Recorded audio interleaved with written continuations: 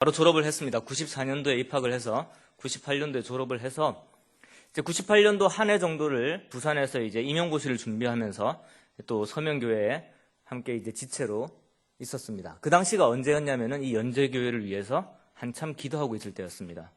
그래서 예배당 부지를 사고 이게 예배당을 지을 수 있느냐 없느냐 이런 것들로 이제 많은 기도를 할 때 제가 서명교회에 함께 있었습니다. 그러면서 이 서명교회 성도님들이 이 연제교회를 향해서 가지는 그런 비전들을 함께 볼 수가 있었고 그것이 항상 제 마음속에 감동이 되었었기 때문에 이렇게 연제교회를 떠나 있으면서도 그 연제교회의 비전 그리고 연제교회가 이 한국교회에 보여주고 있는 여러 가지 그 앞서가는 모습들이 정말로 자랑스러웠고 그래서 내가 연제교회에서 온 이하론 형제라는 것을 이야기하는 데 주저함이 없었습니다. 그러한 면에 있어서도 정말 성도님들의 사랑과 그런 헌신과 그런 비전들을 보여주신 것에 정말 감사를 드리는 바입니다.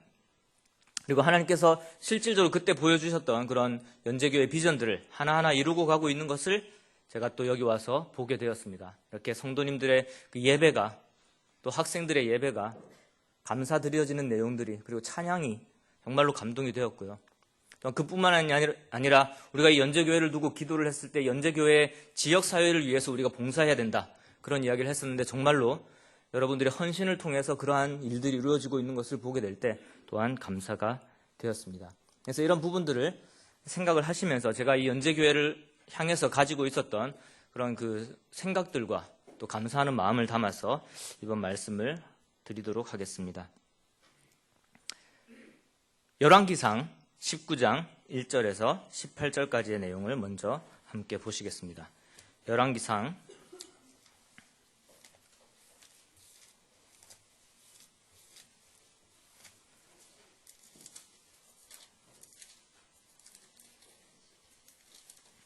19장입니다.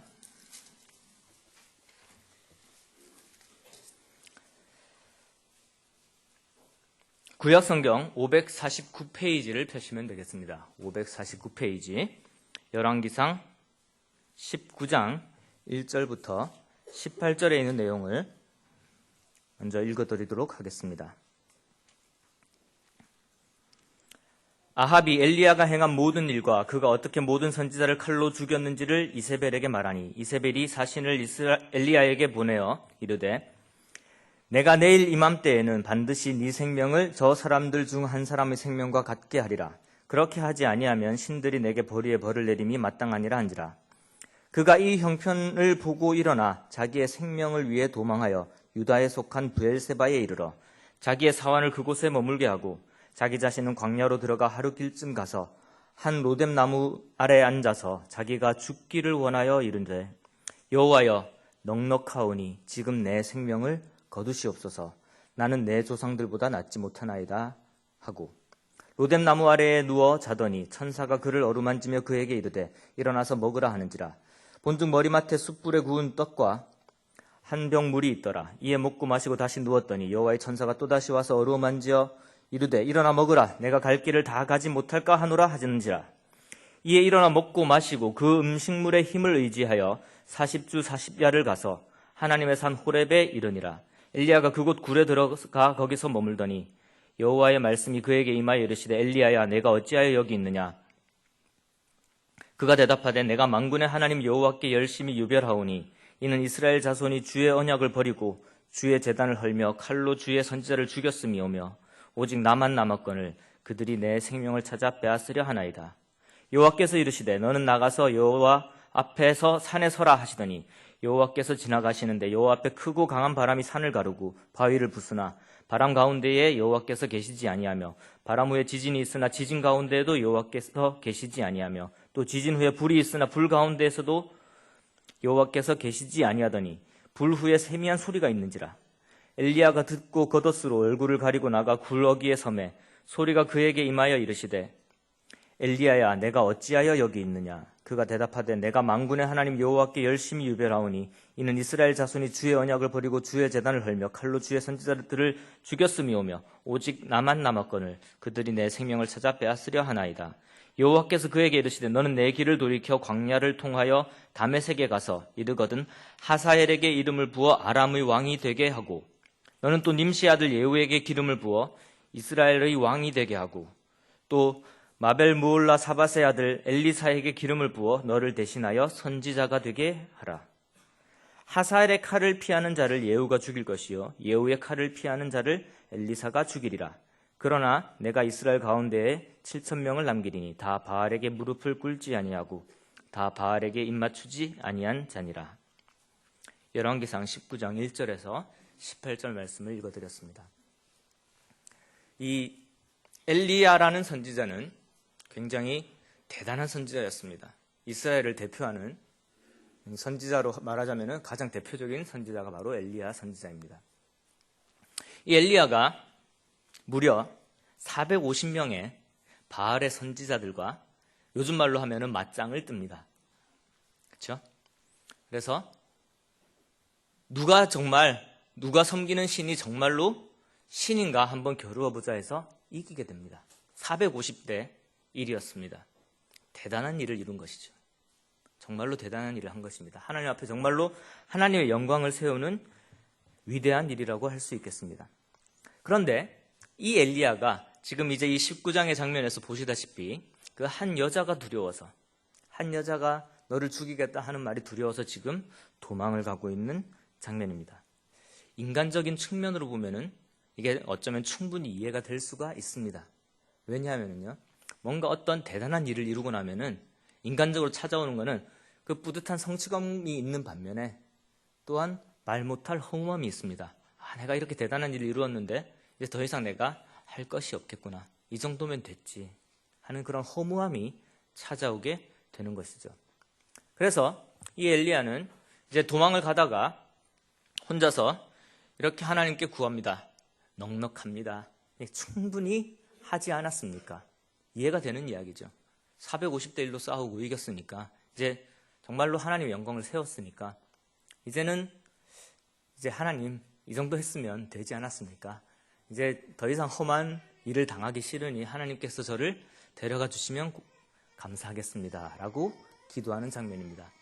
그런데 하나님께서는요, 엘리야를 데려가시지 않으시고 새로운 임무를 그에게 부여를 하십니다.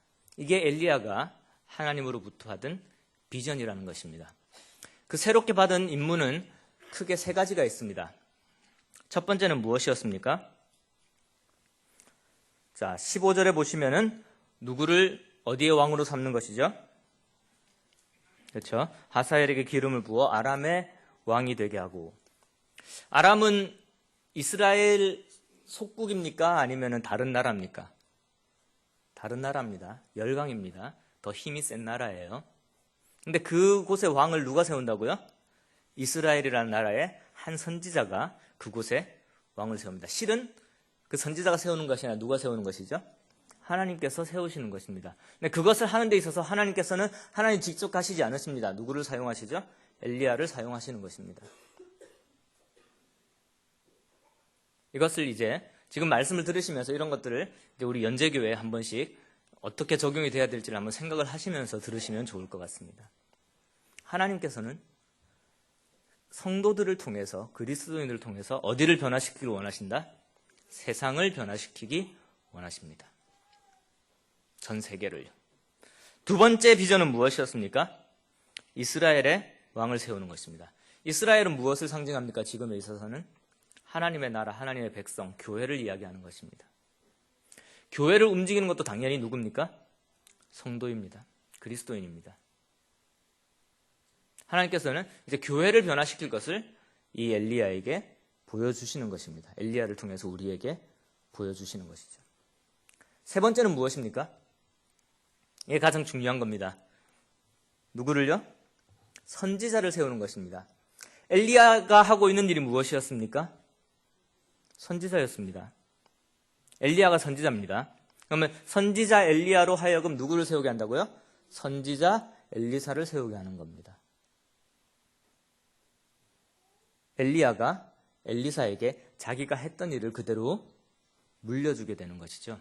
그래서 이 세 가지 비전을 하나님께서 직접 그 말씀하심으로써 엘리야에게 보여주는 장면이 바로 이 열왕기상 19장의 장면입니다.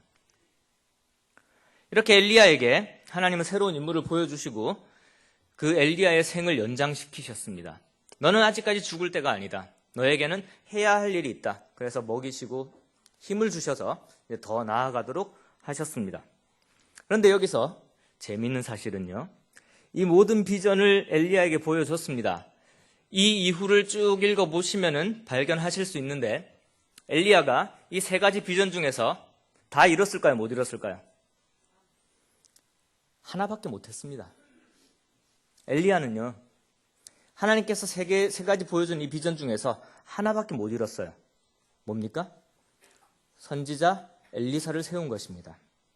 그러면 하나님이 그 세우신 뜻을 이루지 못하는 하나님이십니까?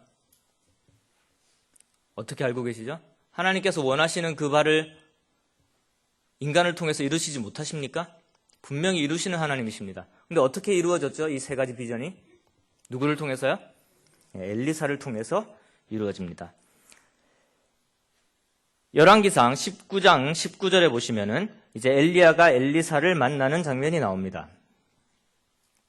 그래서 엘리사를 불러서 이제 훈련을 시키는 장면이 19장 19절에서 21절이 되겠고요. 이제 역사가 좀 흐릅니다. 열왕기 하로 넘어가겠습니다. 8장 13절을 한번 보시기를 바랍니다. 열왕기 8장 13절에 보시면은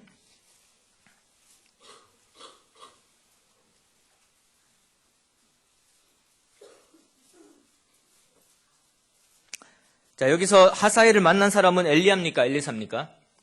엘리사입니다. 13절에 하사엘이 이르되 당신의 개 같은 종이 무엇이기에 이런 큰 일을 행하오리이까 하더라.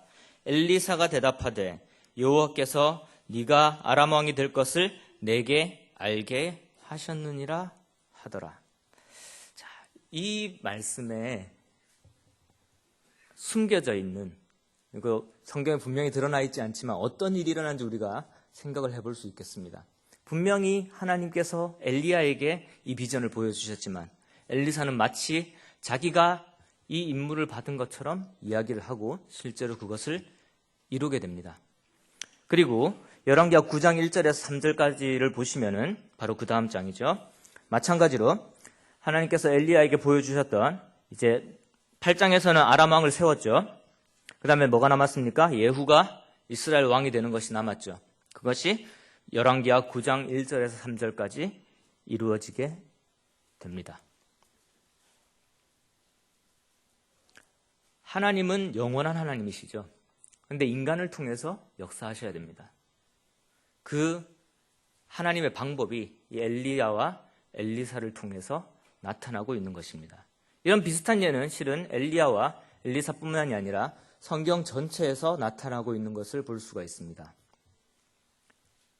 모세를 불렀습니다. 하나님께서 모세에게 임무를 주셨습니다. 비전을 주셨어요. 어떤 임무였죠? 백성을 애굽에서 데리고 나와서 어디로 가는 거예요? 약속된 땅으로 들어가는 거였습니다. 모세가 다 했죠? 아닙니다. 어디까지 했습니까? 들어가기 전까지 했습니다. 그런데 모세는 어떻게 했습니까? 여호수아를 키웠습니다. 여호수아에게 당부를 했습니다. 네가 하나님을 따라서 하나님이 약속한 그곳에 이 사람들을 데리고 들어가거라. 모세의 생명이 200살, 300살까지 살지를 못하지만 하나님은 영원히 사십니다. 그리고 그 영원 속에서 계획을 가지고 계세요. 그것을 이루시기 위해서 인간을 사용을 하실 때 그에게 비전을 보여주시고요.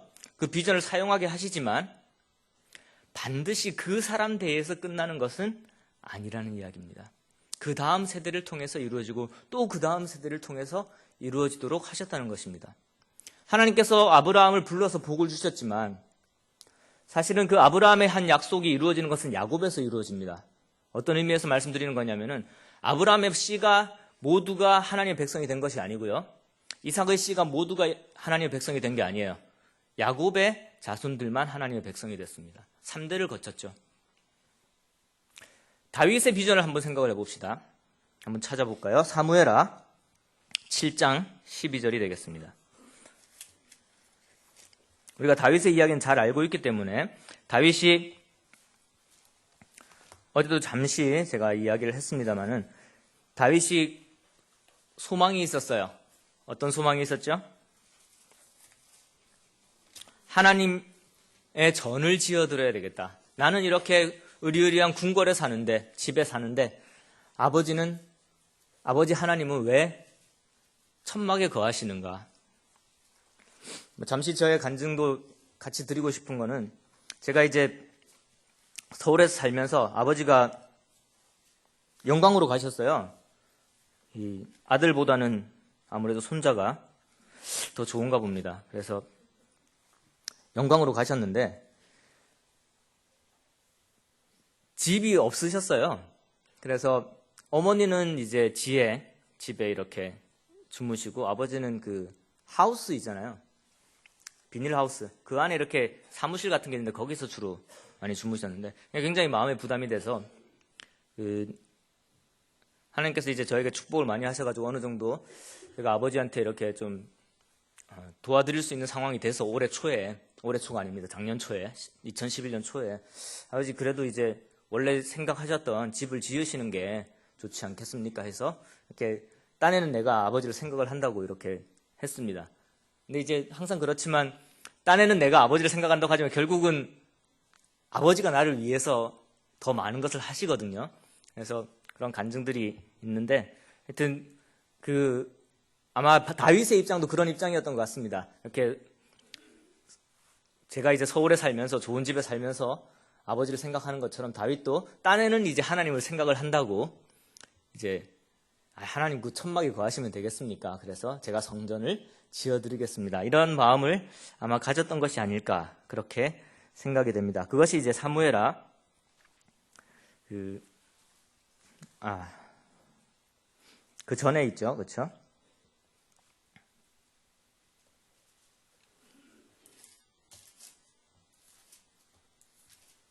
지금 찾지는 않겠습니다. 다윗이 이제 하나님한테 그렇게 기도를 합니다. 근데 하나님께서는 다윗에게 그것을 허락하지 않으셔요. 그리고 이제 대신 그 아들을 통해서 그것을 이루시겠다라고 말씀을 하신 겁니다. 근데 이제 다윗에게 아들이 있었어요. 솔로몬이라는 아들이 있었습니다. 여러 아들 중에서 가장 사랑하는 솔로몬이라는 아들이 있었습니다. 이제 솔로몬을 통해서 이루어져야 됩니다. 근데 솔로몬이 힘이 셌을까요? 그러진 않았습니다. 굉장히 연약한 그런 솔로몬이었어요. 그리고 스스로의 힘으로는 절대 왕이 될 수 없는 그런 상황이 펼쳐졌습니다. 그래서 이제 솔로몬의 어머니 그리고 여러 사람들을 통해서 다윗을 통해서 다윗이 결국은 솔로몬을 왕을 삼고 모든 그 왕위를 물려준 다음에 다윗이 죽게 됨으로써 솔로몬을 세워줍니다. 그런데 그렇게 연약했던 솔로몬이 이스라엘 역사상 전무후무한 가장 강대한 가장 영화로운 왕국을 솔로몬이 꾸미게 됩니다. 그리고 다윗이 보았던 그 비전을 누가 이룬다고요? 솔로몬이 이루게 되는 것입니다. 성전을 짓고 그리고 전 세계에 이 나라가 바로 하나님이 치리하시는 그 하나님의 나라다. 이 나라야말로 하나님의 영광을 드러내는 그런 곳이다라는 것을 이 솔로몬을 통해서 이루게 됩니다. 다윗이 가진 비전이었지만 솔로몬이 이루게 되는 것이었습니다. 연제교회가 이제 많이 성숙을 했습니다. 그리고 이렇게 전체 홀이 채워질 만큼 정말로 큰 교회가 되었습니다. 많은 지역교회에서 연제교회는 이라는 말을 많이 합니다. 연제교회는 이렇게 하던데, 연제교회는 이렇던데. 정말로 본이 되는 교회가 되어 있고 정말로 많은 것을 이룬 것 같습니다. 하지만 여러분들의 일생 동안만 이 연제교회가 이어지는 것은 아니라는 것을 말씀을 드리고 싶습니다.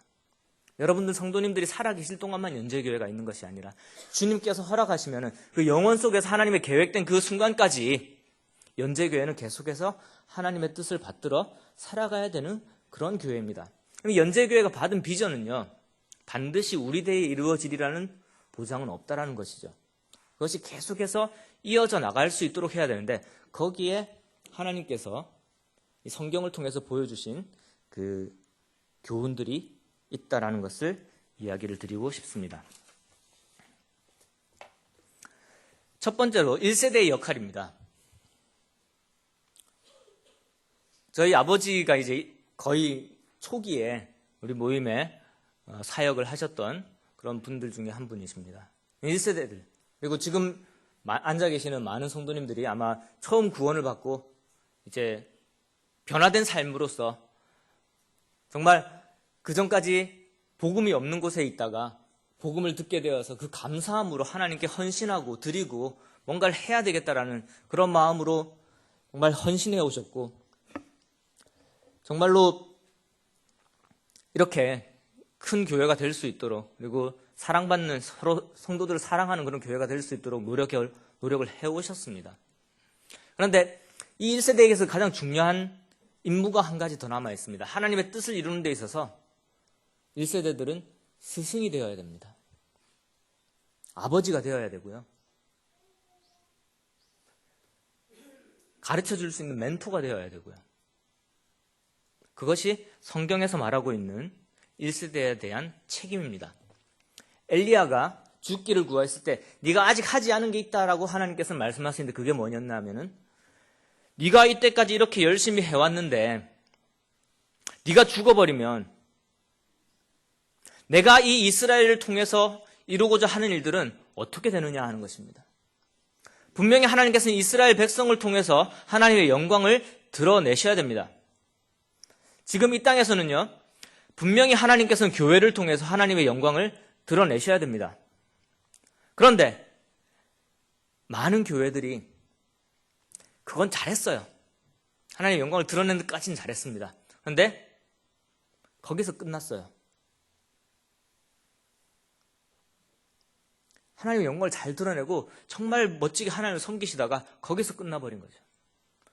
그러니 교회가 더 이어지지를 못하는 것입니다. 하나님의 역사가 계속되어야 되는데 계속되지를 못하게 된 것이죠. 근데 그것이 아니라고 말씀하시는 겁니다. 엘리야에게 다시 힘을 주시면서 네가 아직까지 하지 않은 일이 있다. 2세를 키워라. 네가 했던 일을 동일하게 여기서 해나갈 수 있는 그 한 사람을 세워라 라고 말씀하고 계십니다. 그래서 엘리야는 엘리사를 세웠습니다. 다윗은요, 자기 생애에 하나님의 전을 건축하지 못했지만 솔로몬을 위해서 많은 부를 축적해 놓았고 힘을 키워놨습니다. 솔로몬에게 그것을 부탁합니다. 그래서 솔로몬은 내 아버지의 그 소원이었던 것을 하겠다라는 그 간증으로 성전을 세우게 됩니다. 모세는요, 여호수아를 불러서 부탁을 합니다. 제가 이노 형제랑 같이 이걸 말씀을 어떤 걸 하자 이렇게 맞춰보지 않았는데, 또 이노 형제가 오늘 아침 말씀을 통해서 예수님께서 제자들에게 부탁을 하는 장면을 함께 보았습니다. 예수님은 이 땅에 오신 분명한 목적을 가지고 오셨습니다. 무엇이었습니까? 자, 요한복음 3장 17절을 함께 보시도록 하겠습니다. 요한복음 3장 17절입니다.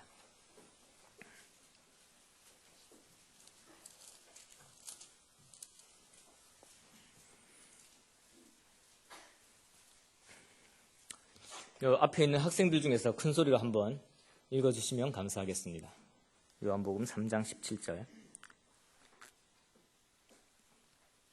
하나님이 그 아들을 세상에 보내신 것을 세상을 심판하려 하심이 아니요 그로 말미암아 세상의 구원을 받게 하려 하심이라. 네, 감사합니다. 예수님께서는 이 땅에 오신 분명한 목적을 알고 계셨습니다. 세상을 구원을 받게 하기 위해서 예수님께서 오신 것입니다. 자, 세상을 구원받게 하는 것, 예수님께서 다 이루셨습니다. 맞습니까? 맞습니다. 분명히 다 이루셨어요. 그런데 한편으로는 다 이루시지 않으셨습니다. 어떤 의미인지 잘 아시겠죠? 세상을 구원하기 위해 모든 것을 다 하셨습니다. 세상의 죄를 짊어지고 십자가에 못 박혀 죽으심으로써 죄의 문제를 해결하셨습니다. 그런데 복음을 전하는 것은 예수님께서 전 세계를 다니면서 하지를 않으셨어요. 예수님이라면은, 원하신다면은 계속 살아 계시면서 이스라엘의 복음을 전하고 사마리아의 복음을 전하고 땅끝까지 복음을 전하러 다니실 수 있었습니다. 근데 그것이 하나님의 원리가 아니라는 것을 예수님께서는 아셨습니다. 예수님의 3년 동안의 사역은 왜 3년이나 사역을 하셨을까요? 예수님이 단지 십자가에 달려 돌아가시기 위해서 이 땅에 오셨다면은 오셔서 십자가에 달려 돌아가시면 됩니다. 하지만 3년 동안 사역을 하셨어요. 무슨 사역이었습니까? 제자들을 삼았습니다. 제자라는 건 뭐냐면요, 스승이 했던 것을 그대로 물려받는 것이 바로 제자입니다. 쉽게 말하면은 예수님께서는요, 예수님을 남겨두고 가신 거예요. 엘리야가 선지자로서 삶을 살고 선지자 엘리사를 양성해서 남겨두고 떠난 것처럼 예수님께서도 똑같은 예수를 만들어서, 작은 예수들을 만들어서 3년 동안 훈련을 시킨 겁니다. 예수님은 우리 사람의 몸을 입고 이 땅에 오셨습니다. 하나님은 영원하신 하나님이십니다. 영원하신 하나님께서 이 유한한 생명을 가진 인간을 통해서 어떻게 역사하는지를 예수님께서 분명히 보여주신 것입니다.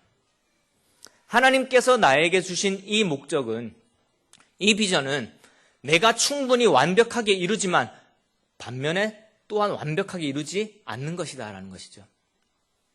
내가 하나님의 비전을 따라서 내 삶을 온전히 들여서 살아가는 것, 이것만으로 끝나는 것이 아니라 그 삶을 온전히 또 후진을 위해서 보여주고 가르쳐주고 그를 양성시켜서 똑같은 삶을 살아나가도록, 내가 선배들한테 받은, 성경을 통해서 받은, 성령을 통해서 받은 이 삶을 그대로 물려줘서 그 삶을 살게 하는 것이, 그것이 하나님의 뜻이 이 유한한 인간들을 통해서 이루어질 수 있는 유일한 방법이었던 것이죠.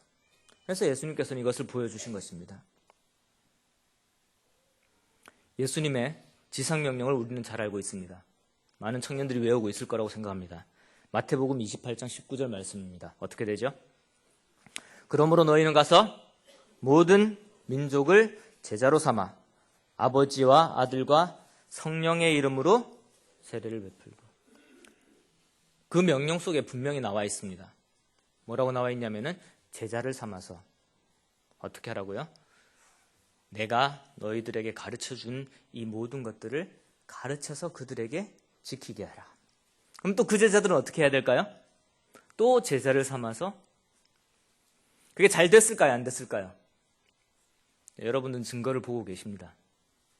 여러분 옆에 그 증거들을 보고 계십니다. 예수님께서 제자를 삼으셨고요. 그 제자가 제자를 삼아서 지금 여러분들이 되어 계신 겁니다. 작은 예수가 되어 있는 것이죠. 그래서 예수님은 그 원래의 뜻, 세상을 구원하려고 오신 그 뜻을 이루어가고 계신 것입니다. 우리는 연재교회가 그러한 그 하나님의 비전을 실천해 감에 있어서 이 부분을 놓치지 않기를 원합니다. 2세에 대한 비전입니다. 다음 세대를 위한 비전입니다. 제가 교회 생활을 한 지는 올해로 38년째입니다. 38살이죠. 교회 생활을 한 지는. 구원받은 지는 이제 제가 중학교 때 구원의 확신을 얻고 침례를 받았으니까 조금 더 줄어들 수 있겠지만, 말하자면 모태신앙입니다. 궁금한 게 여기서 모태신앙을 가진 분들 한번 손 들어 보시겠어요? 어릴 때부터 교회를 다녔다. 네, 많습니다. 감사합니다. 여러분들이 들었던 가장 많은 질문 중에 하나가, 야, 너는 왜 이렇게 삶의 변화가 없냐? 왜 이렇게 미지근하냐? 뭐 예수님 믿는 거 맞니? 아니, 삶의 변화라 하면 뭔가 변해야 되는데, 제가 생각을 해봤어요. 삶의 변화. 일요일 날 교회를 열심히 다녔으니까 그럼 교회를 안 다녀야 되나? 아침에 이제 예배 드리잖아요. 저녁이나 아침에 이렇게 가정 예배 드리잖아요. 그거 빼먹어야 되나? 삶의 변화가 없다고 그러니까 변화를 주려면 그거밖에 없잖아요. 참 이게 어릴 때부터 이게 스트레스가 됩니다. 성도님 그런 걸 좀 아셨으면 좋을 것 같은데, 삶의 변화가 있을 수가 없어요. 어릴 때부터 예배에 참석하고 하나님께 감사드리고 가정 예배 드리고 기도하고 하는 그런 생활, 성경을 보는 그런 생활을 하는데, 이게 이 어린 학생들에게 야 너는 왜 삶의 변화가 없냐 왜 이렇게 미적지근하냐 라고 하면은 참 이게 어떻게 해야 될지 모르겠거든요. 다릅니다. 1세대와 2세대는 달라요. 1세대는 정말 그렇게 열심히 찾던 정말 힘들었던 그 시기가 있었잖아요. 채워지지 못하는, 교회를 아무리 다녀봐도 채워지지 못하는 그런 간절함이 있었기 때문에 그걸 깨닫게 되었을 때 너무나 기쁜 겁니다. 그래서 삶이 진짜 180도 변해요. 그래서 주님을 섬기는 거예요. 그런데 이 2세들을 보니까 그런 게 없거든요. 뭐 믿는 건지 안 믿는 건지 잘 모르겠고 뭔가 헌신되는 것도 없는 것 같고. 그러니까 이 2세들에 대해서 좀 못 믿어하는 그러한 부분들이 분명히 있습니다. 그런데요, 2세들에게는 더 놀라운 게 있어요.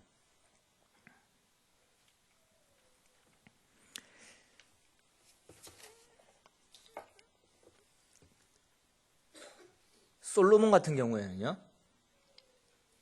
지혜로 왔죠. 지혜를 구할 줄 알았죠. 다윗에게는 뭐가 필요했냐면요, 이 힘든 상황을 뚫고 나갈 수 있는 힘이 필요했어요. 그래서 싸움을 잘했어요. 전쟁을 잘했습니다. 사람들의 피를 흘릴 수밖에 없었어요. 그러니까 그렇게 피를 많이 흘린 다윗으로서는 하나님의 전을 짓는 게 마땅하지 못했죠. 하지만 솔로몬은 어땠습니까? 굉장히 연약했지만 대신 뭐가 있었습니까? 하나님께 지혜를 구하는 그 지혜가 있었던 거예요. 그렇기 때문에 솔로몬을 통해서 더 큰 왕국을 이룰 수가 있었습니다. 정말로 보호받아야 되는, 저 약하거든요. 솔로몬은 스스로 왕이 될 수가 없었거든요. 사기의 힘으로는. 근데 그런 솔로몬을 볼 때 다윗이 얼마나 답답했겠습니까? 다윗은 정말로 어릴 때부터 그 온갖 핍박을 받아가면서 왕국을 이루어낸 그런 왕이었습니다. 그런 다윗이 볼 때, 야, 너 내 아들 맞냐 싶을 거예요. 나는 이렇게 힘 좋고, 이 힘든 일을 헤쳐나가는 역경을 헤쳐나가는 그런 힘도 있고, 강인한 정신력도 있고 한데, 너 왜 그렇게 약하니? 못 믿었겠죠. 하지만 하나님의 그 섭리를 믿고 솔로몬을 왕을 세웠을 때, 이 솔로몬이 보여준 그 역사는 굉장히 위대했다라는 것입니다. 그에게는 어릴 때부터 자라왔던 그 하나님에 대한 마음, 그 지혜, 지식이 있었기 때문에요. 엘리사도 엘리야의 그늘에 가려져서 우리가 잘 모르지만 엘리사를 통해서 역사한 하나님은 엘리야를 통해서 역사한 하나님의 몇 배? 2배였습니다. 엘리사가 그렇게 기도를 했거든요. 그는 엘리야라는 대단한 위대한 선지자의 제자에 불과했지만 그가 선지자가 되었을 때 엘리야가 역사했던 그 성령의 역사에 2배의 역사를 이 엘리사는 해내게 됩니다. 그가 하나님께 그것을 간구했어요. 그런 뭐랄까요? 거룩한 욕심이 있습니다. 하나님 앞에. 우리의 2세들이 그러합니다.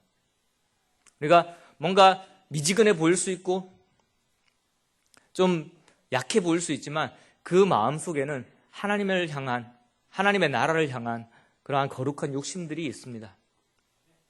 비전들이 있습니다. 그거를 여러분들이 믿어주고 키워줄 수 있어야 됩니다. 그게 제가 특히 이 연제교회이기 때문에 제가 드릴 수 있는 말씀인 것 같습니다. 제가 이 연제교회에서 2세라는 이름으로 자라왔기 때문에 그래서 참 어려움도 많았고 또 성도님들 보기에 우리 교회 사역하시는 형제님 아들이라는 게 서울 가가지고 막 그러고 있더라. 참 많이 기도가 되셨을 걸로 알고 있습니다. 정말 좀 그런 부끄러운 삶도 많이 있었고요. 근데 끝까지 기도를 해주셨지 않습니까? 그래서 결국은 하나님께서 저를 또 강건하게 하셨고 또 주님을 섬길 수 있도록 하셨습니다. 여러분들 앞에 앉아있는 이 학생들도 마찬가지라고 생각을 합니다. 이 2세들이 있습니다.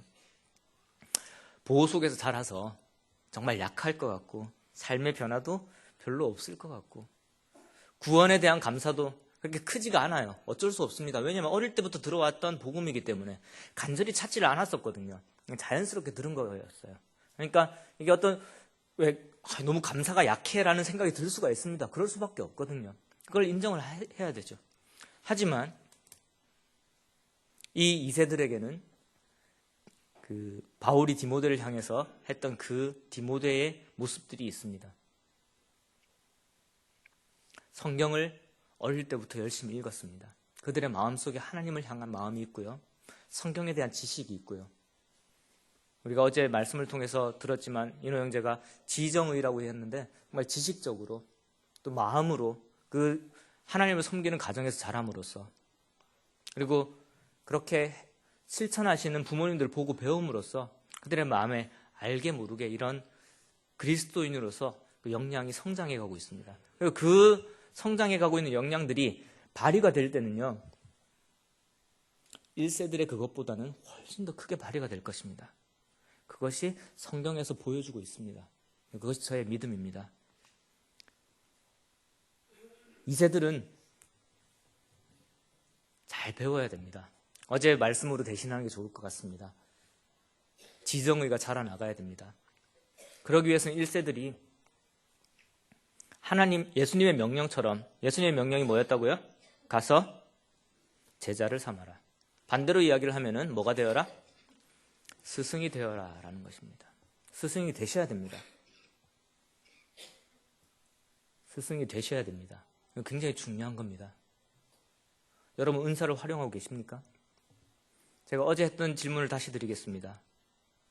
연제교회가 이 땅의 교회들이 아직 휴거되지 않고 있는 이유는 무엇입니까? 아직까지 이 땅에서 교회가 해야 할 일이 있습니다. 제가 아직까지 숨을 쉬고 있는 이유가 무엇입니까? 성도님들이 지금 숨을 쉬고 있는 이유가 무엇입니까? 인간이 얼마나 약합니까? 벌레 한 마리, 물 한 방울에 의해서 죽을 수가 있는 것이 인간입니다. 그런데 살아있어요. 그건 기적이에요. 여러분 지금 숨 쉬고 있는 거 이거 기적입니다. 그런데 왜 하나님께서 이 기적을 지금 이 순간까지 우리에게 허락하고 있느냐 하는 것입니다. 여러분 은사를 사용하고 계십니까? 하나님이 여러분을 부르신, 성도님들을 부르신 그 목적에 맞는 그 삶을 살아가고 계십니까? 오늘 아침에 들었던 말씀처럼 그 하나님의 뜻을 이룸으로써 하나님께 영광 돌리는 삶을 살고 계십니까? 이게 제일 중요한 질문이죠. 그리고 그러한 삶을 살면서 우리가 절대로 놓치지 말아야 될 것은 내가 그 은사를 활용하는데 예를 들어서 내가 교회에서 청소를 하고 있고 내가 식사 당번을 하고 있고 내가 반주를 하고 있고 찬양을 하고 있고 그렇게 은사를 섬기고 있는데 하나님께서 계속해서 이 은혜의 때를 연장하시고자 하신다면은 내가 죽어버리면 내가 교회를 떠나버리면은 그 일이 끊겨버린다면은 그것이 하나님이 원하시는 것일까? 그것이 아니라는 거죠. 그러니까 내가 충분히 하나님의 은사를 활용하면서 내가 지금 활용하고 있는 이 은사를 똑같이 활용할 수 있는 그 한 사람의 제자를 여러분들이 실제로 삼으셔야 되는 것입니다. 그것이 예수님께서 분명하게 우리에게 내리신 가장 최고의 명령이었습니다. 제자를 삼아라. 내가 너희에게 가르친 것을, 분부한 것을 잘 가르쳐서 그대로 지키게 해라. 내가 이 땅에서 했던 사역을 계속해서 이어나가게 해라. 그래서 하나님의 뜻이 결국은 이 땅에서 이루어지도록 하여라 라고 한 것이 예수님의 가장 중요한 명령이었습니다. 제자를 삼고 계십니까? 못 믿어오시다고요? 예수님한테요 베드로가 믿어왔겠습니까? 한 번도 아니고 두 번도 아니고 세 번이나 부인을 하고 갔던 제자입니다. 그런데도 다시 부르시잖아요. 다시 회복시키시잖아요. 그래서 예수님이 했던 그 길을 그대로 걸어가게 하셨습니다. 베드로에게. 그 베드로의 삶이 저희들에게 전해지고 있는 것입니다. 그 제자들의 삶이 저희들에게 전해지고 있는 것입니다.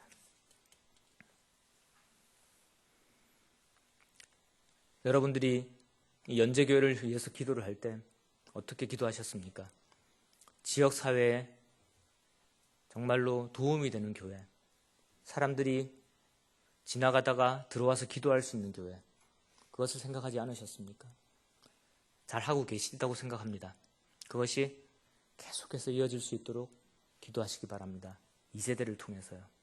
그리고 저는 분명히 기억을 하고 있습니다. 지금 우리가 이렇게 힘들지만 예배당을 짓기 위해서 힘들게 헌신을 하고 있지만 우리가 예배당을 지었을 때 그곳에서 마음껏 예배를 드릴 수 있는 우리 아들들을 생각하자. 우리 자녀들을 생각하자. 그래서 마음껏 찬양하고 언제나 와서 찬양을 드리고 하나님께 예배 드릴 수 있는 그 예배당을 짓는 것을 우리 한번 생각을 해보자. 우리의 자녀들이 얼마나 마음껏 예배를 드릴 수 있겠느냐. 지금 우리가 힘들지만 우리 자녀들에게 있어서는 정말로 큰 축복이 될 것이다. 그렇게 기도하지 않았습니까? 제가 그 자리에 있었습니다. 분명히 그렇게 들었습니다. 그렇게 기도를 하고 예배당이 세워졌으면 마땅히 그들을 위해 기도를 하십시오. 우리 2세들을 위해서 기도를 하십시오. 그들이 정말로 하나님의 뜻 속에서 자라나서 적어도 내가 했던 것보다 2배 정도는 성령의 역사를 나타낼 수 있도록 기도하시기를 바랍니다. 그것이 하나님이 뜻을 이루어 나가는 방법입니다. 아까도 말씀드렸지만 이 땅에서 내가 아직 살아 숨쉬고 있다는 것은 분명히 우리를 통해서, 나를 통해서 하나님께서 하시고자 하는 일이 있다. 이 믿음은 굉장히 중요한 믿음입니다. 그런데 더 중요한 것은 그것이 딱 내 생애를 통해서만 이루어지는 것은 아니라는 것입니다. 나는 죽을 수 있습니다. 하지만 하나님의 일은 계속 되어져야 됩니다. 내가 이 은사를 통해서 하나님을 섬기고 있고 이 은사를 통해서 교회를 섬기고 있다면 내 생명이 다했을 때 똑같은 은사로 교회를 섬길 수 있는 한 명이 있도록 기도를 하시고 그를 제자로 삼아서 키워주시길 바랍니다. 우리의 삶은 짧지만 하나님의 뜻은 이어지고 하나님의 비전은 영원히 계속될 것입니다. 기도하겠습니다.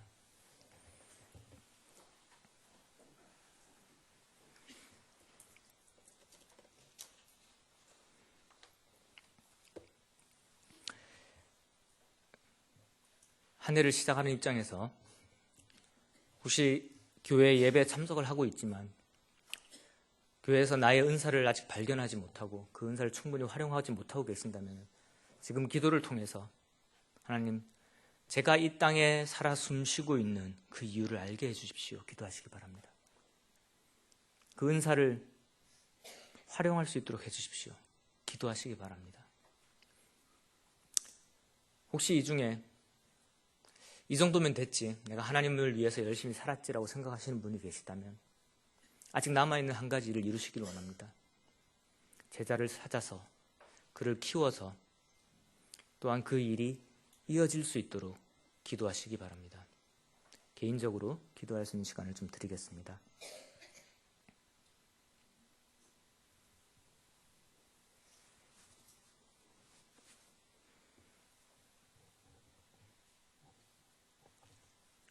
바울은 자신의 죽음을 앞두고 디모데에게 이렇게 이야기했습니다. 내 아들아, 그러므로 너는 그리스도 예수 안에 있는 은혜 가운데서 강하고 또 내가 많은 증인 앞에서 내게 들은 바를 충성된 사람들에게 부탁하라.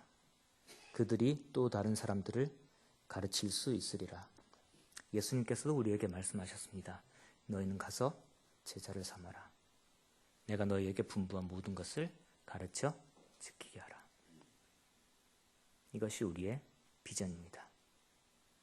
하나님 아버지, 감사를 드립니다.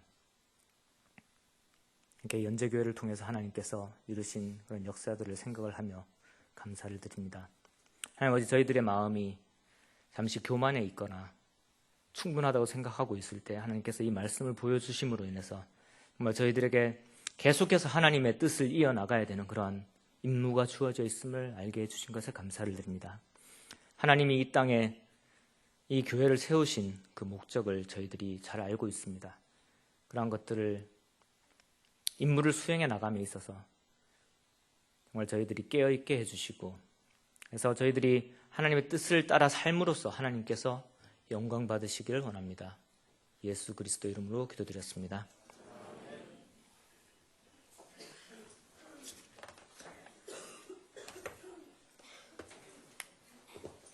감사합니다.